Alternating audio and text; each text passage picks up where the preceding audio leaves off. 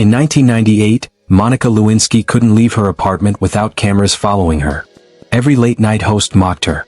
Every newspaper printed her name. She was offered fortune after fortune to tell her story.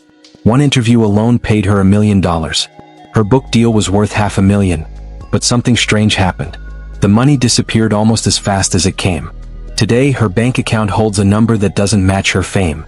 And the reason why changes everything you thought you knew. Don't forget to like if you're already intrigued.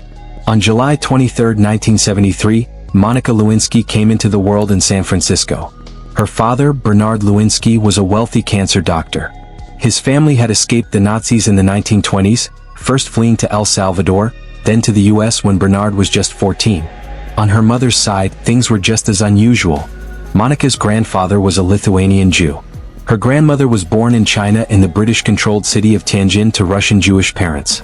These roots were filled with survival and reinvention, and Monica would carry that energy forward. Her mother, Marcia Lewis, wasn't just a homemaker.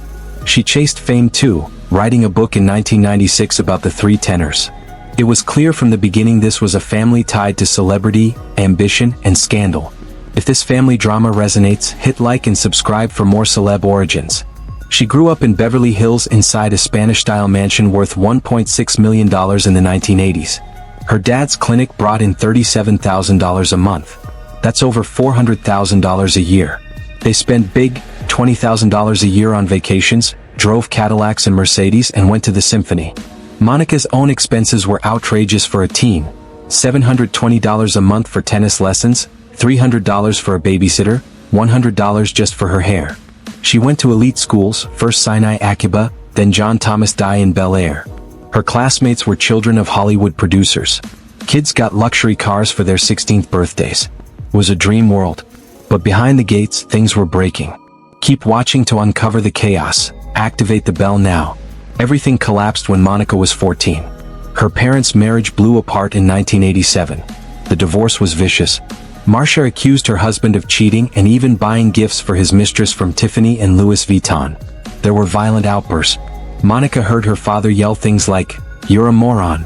He banned the kids from speaking at dinner. The therapy bills alone were $1,800 a month. Monica had her own sessions costing $700 to $60. Years later, caught on tape, she admitted, "I was brought up with lies. I have lied my entire life." It wasn't just a broken home. It was emotional chaos, and it planted a dangerous seed. Monica learned early how power, pain, and dishonesty can become twisted together. Comment below if you've faced family turmoil. Subscribe for support. At school, Monica tried to escape into theater. She joined a tight-knit drama group and found comfort there. But when their drama teacher died by suicide, it hit her hard. She transferred out of Beverly Hills High and went to Bel Air Prep, an expensive school known for taking in troubled rich kids. It cost $12,000 a year and only had 7 seniors. Monica was one of them. She dove into choir, art, and drama, eventually becoming valedictorian. Her yearbook hinted at her ambitions. She quoted Ezra Pound and Dr. Seuss. Her classmates thought she'd be famous one day. They were right, but no one predicted what came next. If this rise excites you, like this video and share with friends. When Monica was 19, she began a 5-year affair with her former high school drama teacher. His name was Andy Blyler. He was 40, married with kids. Monica followed him all the way to Portland, Oregon when she started college at Lewis and Clark. Incredibly, Blyler moved his whole family there too. Monica even babysat for them while still sleeping with him. She was friends with his wife. The situation was twisted. Blyler's lawyer later said Monica was obsessed with sex and had a habit of exaggerating things to boost her own image. Before leaving for Washington, D.C., she told the Blylers, "I'm going to the White House to get my presidential knee pads." She would call Blyler up to 5 times a day. Even while getting involved with President Clinton, she kept reporting everything back to Andy, venting that Clinton only wanted oral sex. The pattern was clear. Monica sought power, danger, and validation from older men who were already taken. Stay engaged. Hit subscribe if patterns like this fascinate you. At Lewis and Clark, Monica studied psychology. It made sense. She was fascinated with people, emotions, and control. She even dreamed of working for the FBI. Ironically, she later said, "I did work with the FBI as a federal target." She had a loud, friendly personality. Professors said she was the kind of person who'd start talking to you out of nowhere. But friends noticed something darker. She couldn't keep secrets. She gossiped. She openly talked about the affair with Blyler. The stress drove her to therapy. She was trying to understand herself even as she kept spiraling. She graduated in 1995 at age 22 with a degree in psychology. Despite everything, she made the dean's list. In her final year, she juggled 3 jobs. She sold ties at a downtown kiosk. She did a practicum at a mental health center, though she didn't do well there. And she interned at a legal aid group where she compiled data to help people avoid jail time. Her heart seemed to be in the right place. She wanted to help others. She just didn't know how to help herself. Like if you're rooting for her turnaround. Then came the twist of fate. 1 month after graduating, Monica landed an unpaid internship at the White House. She got the job through a powerful friend of her mother's, a Democratic donor. The internship was in the office of Leon Panetta, Clinton's chief of staff. She had no political experience, no special qualifications, just a degree and the right connections. In November 1995, most White House staff were sent home when the federal government shut down for a week, but unpaid interns like Monica Lewinsky were asked to stay. She had just started working there a little over a month before, but now she was one of the few people left in the West Wing. That's when the president began showing up more often. With most staff gone, Bill Clinton walked into the chief of staff's office regularly, and that's where he started to notice her. She was just 22. He was 49. Over the next few days, she caught his eye again and again. One moment stood out. At a small birthday party, Lewinsky noticed her underwear straps were visible above her pants. She saw him looking and she chose not to adjust them. Later, Clinton called her into an office. Her heart, she said, was pounding. People noticed. One advisor even joked she was getting more FaceTime with the president than most senior staff. Others were disturbed. The attention wasn't subtle, and soon staff began quietly looking for ways to move her out of the building. But it was too late. Activate notifications to catch the explosive affair details. On November 15, 1995, just days after that birthday party, Lewinsky entered the White House around 1:30 in the afternoon. She left briefly, came back at 5:07 p.m., and didn't leave until 12:18 a.m. The president was there too. His schedule lined up almost exactly. That night, their relationship began. He was old enough to be her father, the most powerful man in the world. She was a junior intern. And what happened between them that night would change both of their lives and American politics forever. Over the next 18 months, there would be 9 documented sexual encounters.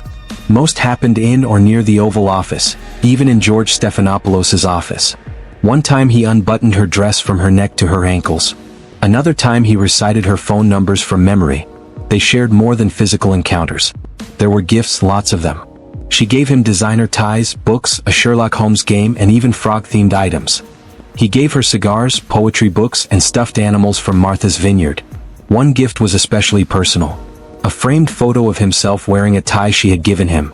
He called her late at night, left messages on her answering machine, said he missed her, said he wished she was home when he called. There were at least 3 of these calls recorded. On one of them, Lewinsky was with her friend Linda Tripp, who later realized it had been the president on the other end of the line. Lewinsky became emotionally attached. She believed she was special, chosen. Comment your thoughts on Forbidden Romance, subscribe for more. Then came the blue dress. On February 28, 1997, during one of their final encounters, Clinton ejaculated on her navy blue dress during oral sex. She didn't notice. She wore the dress to dinner that same night. Months later, she thought about wearing it again to Thanksgiving. That's when she discovered the stain. Linda Tripp urged her not to get it cleaned. She called it an insurance policy. And she told her the dress made her look really fat just to keep her from wearing it again. That dress became the most important piece of evidence in the case.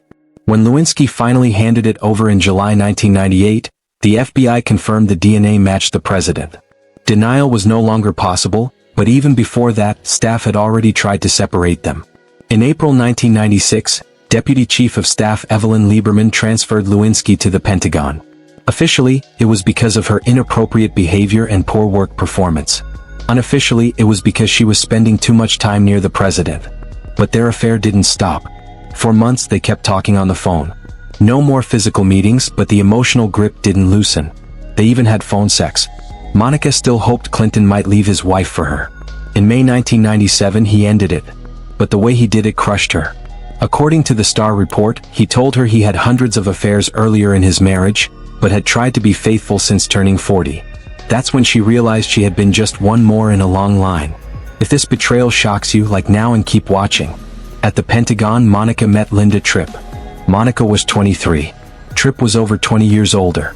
She had worked at the White House too and knew the world Monica had just been pulled out of. At first, she acted like a mother figure. Monica, fragile and heartbroken, clung to her. She opened up, poured her heart out, and trusted Linda with the one secret she couldn't share with anyone else: the affair. But Linda wasn't who she seemed. Behind Monica's back, Tripp began secretly recording their phone calls. She taped more than 20 hours of conversations over several months. Monica never suspected a thing. She spoke openly, even emotionally. She told Linda everything. How Clinton treated her, how confused she was, how badly she wanted to believe he cared. The calls revealed the chaos in her mind, including moments where she said, "I can't take it anymore. It's too much for one person." Tripp didn't stop there. She worked with investigators for over 100 hours, going through tapes, notes, and details with Kenneth Starr's legal team. She was building a case not just against Clinton, but using Monica's own words as the evidence. Share if you sensed the looming betrayal. Then came January 1998. Monica signed an affidavit, denying any sexual relationship with Clinton. It was a lie meant to protect him in the Paula Jones case. That case had been going on since 1994 and was now reaching its boiling point. Monica wasn't just covering up a scandal. She was committing perjury, and she wasn't doing it alone. She begged Linda to lie too. She called her over and over, asking her to protect the president. Tripp didn't agree. She went to the FBI and she gave them everything. By January 1998, she handed over all the tapes to independent counsel Kenneth Starr. Then, just to be sure, she wore a wire during one last lunch with Monica at a mall in Virginia. That final conversation sealed it. Tripp told ABC News later, "I wanted this relationship exposed in the biggest way." She claimed she was doing it for the public, that it was Clinton who had been cruel. But the fallout hit Monica the hardest. The tapes launched Clinton's impeachment. They led to a $90,000 fine and a 5-year suspension of his law license. They dragged Monica's private life into every newspaper, talk show, and late-night joke in America. Activate the bell for the impeachment drama ahead. On January 26, 1998, President Bill Clinton stood at a White House podium next to his wife, Hillary. With the cameras rolling and the world watching, he looked straight ahead and said clearly, "I did not have sexual relations with that woman, Miss Lewinsky." He repeated it again slowly. "These allegations are false," he added before ending with, "I need to go back to work for the American people." It sounded confident. It sounded final, but it wasn't the truth. He never said her first name. He just called her that woman. At 24, Monica Lewinsky had been reduced to a political threat, not a person. Clinton's team had carefully shaped every word. The phrase sexual relations was defined in such a narrow way, it didn't include oral sex. So technically he wasn't lying, at least not by legal standards. But to millions of Americans, and especially to Monica, it was a brutal betrayal.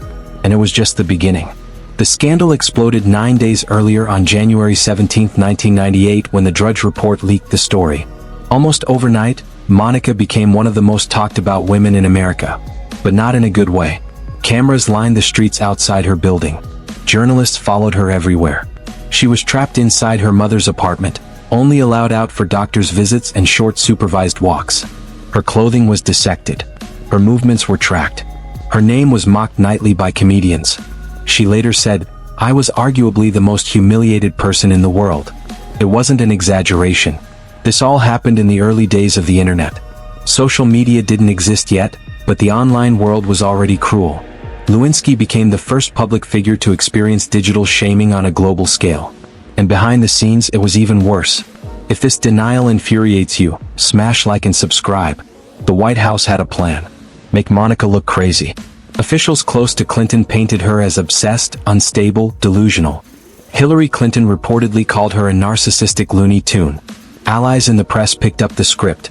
Soon Monica was being described as a stalker, a liar, a homewrecker. They said she made it all up. Years later, she called it what it was: gaslighting. The goal wasn't just to protect Clinton's presidency. It was to crush her credibility. And for a while it worked. The public didn't know what to believe. Privately, the toll on Monica was devastating. She couldn't sleep. She couldn't eat.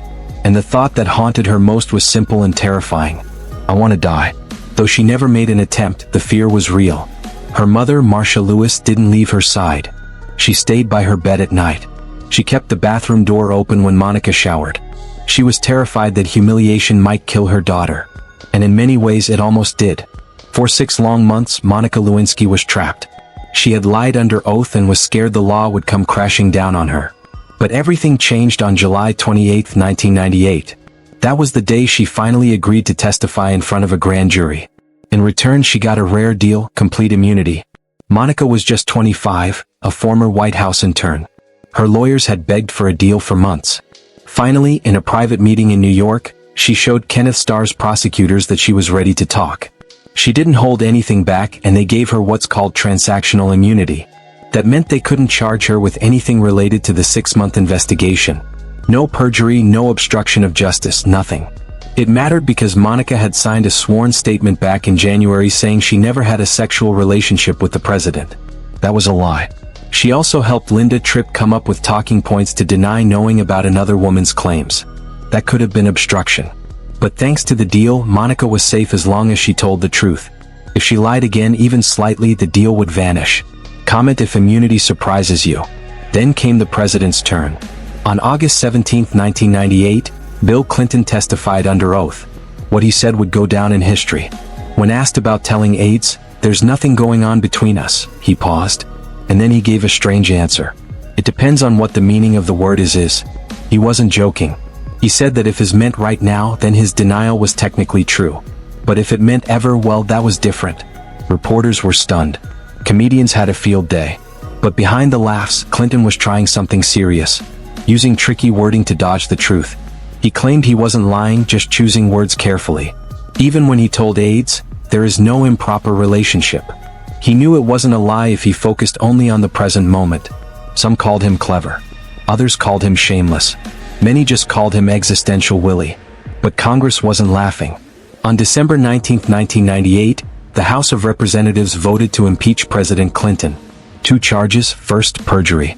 Second, obstruction of justice. Both linked directly to the Lewinsky case. The Starr report had laid it out. Clinton had lied about his relationship, lied in the Paula Jones case, let his lawyer give false info to a judge, and tried to influence witnesses. That was the heart of Article 1 and Article 2. The charges said Clinton had undermined the integrity of his office and betrayed his trust. But when the case reached the Senate, it didn't go far. The vote for perjury got 45. The vote for obstruction got 50. Neither reached the 67 needed to remove him from office. Clinton stayed president, but his name would forever carry the mark of impeachment. Keep going for Monica's revival. Subscribe now. Then the spotlight turned to Monica. On March 3, 1999, she sat down with Barbara Walters. It wasn't just any interview. It became the most watched news show in TV history. 70 million people tuned in. That night, nearly half of all American TVs were showing Monica Lewinsky. ABC cashed in. Commercial prices shot up by more than 4 times. But people weren't just watching for ads. They wanted answers. Walters didn't hold back. She asked Monica, "Where was your self-respect?" She even asked, "You showed the president your thong underwear. Where did you get the nerve?" Monica didn't flinch. She apologized to Hillary and Chelsea. Said she didn't expect forgiveness, but hoped they knew she was sorry. Monica made about $1 million just from the international rights to that interview. But she wasn't done telling her story. That same month, she released a book.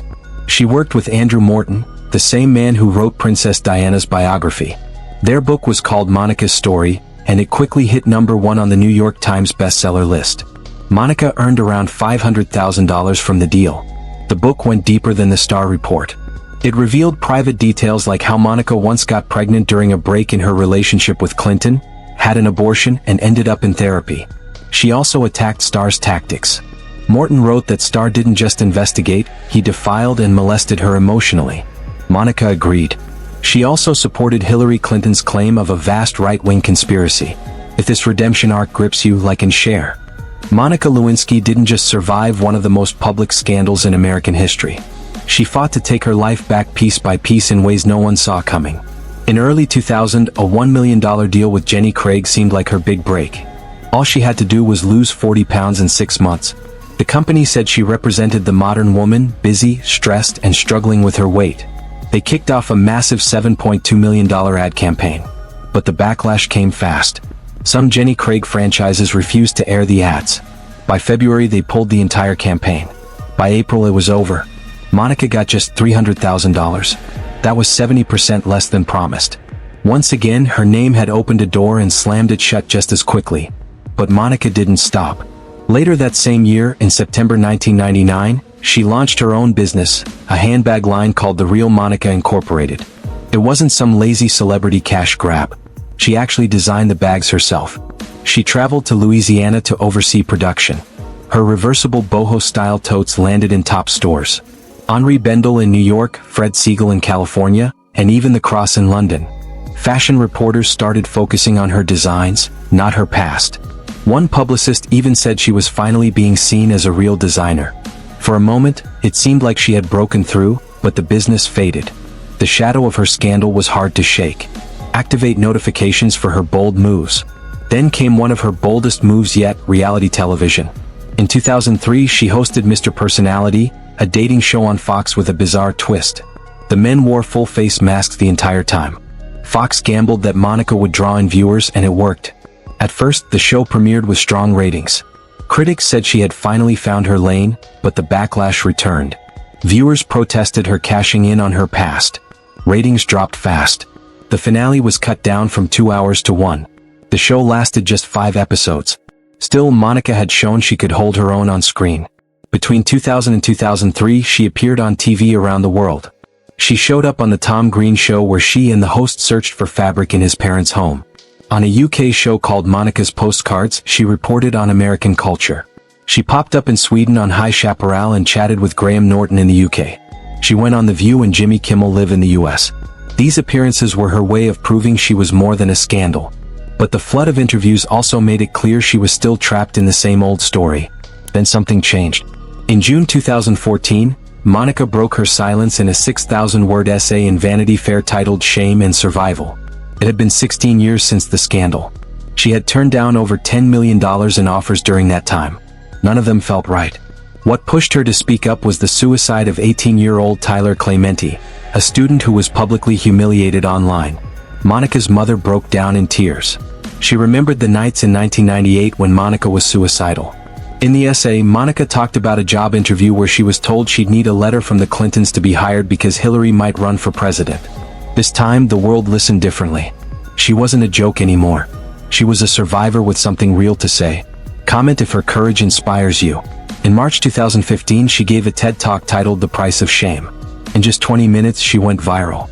Over 20 million views. She called herself patient zero of public humiliation in the internet age. The reaction was brutal at first. Online trolls filled her Facebook page with hate. One even blamed her for both 9/11 and Al Gore's election loss. But support followed. People finally began to understand the damage public shaming could do. Her talk reached as many people as Madison Square Garden could hold 1,000 times over. By 2021, Monica had become a serious name in Hollywood. Her production company, Alt Ending, signed a first-look deal with 20th Television, the studio behind The Simpsons and This Is Us. She served as a producer on Impeachment, American Crime Story, which aired in September 2021. The show told the very story that nearly ruined her. But this time she had creative control. The president of 20th Television praised her passion and storytelling skills. She wasn't just surviving anymore. She was building something. She even co-produced the HBO Max documentary 15 Minutes of Shame. It wasn't just a title. It was her life turned into a lesson for the world. Like if you're amazed by her pivot, despite wild online rumors, Monica's net worth isn't $50 million. As of 2025, it's around $1.5 million and she earned every bit of it. Her memoir brought in $500,000. Her interview with Barbara Walters made her $1 million, but most of her income now comes from speaking gigs, advocacy work, and her production deals. She turned down offers worth more than $10 million because they didn't align with her values. That choice slowed her financial recovery, but gave her something more powerful, credibility. And now she's helping others reclaim their stories. In February 2025, she launched a podcast called Reclaiming. In the first episode, she opened up like never before. She admitted that back in DC, she thought she mattered to President Clinton. She thought there was a future. She now knows better. On the show, she talks with guests like Olivia Munn and Alan about how to bounce back after public humiliation. The podcast isn't just content. It's a lifeline for people whose stories were hijacked. On The Late Show with Stephen Colbert, she said her dream guest was Taylor Swift. Someone who understands what it's like to be dragged through the mud in public. Monica summed it all up in one sentence. I eventually realized that I couldn't run away from what happened to me. I had to integrate it. That's what makes her story more than a comeback. It's a full rewrite, not of what happened, but of what she did with it. If this empowered you, like, subscribe, bell on, share for more survivor tales on Star World Insider.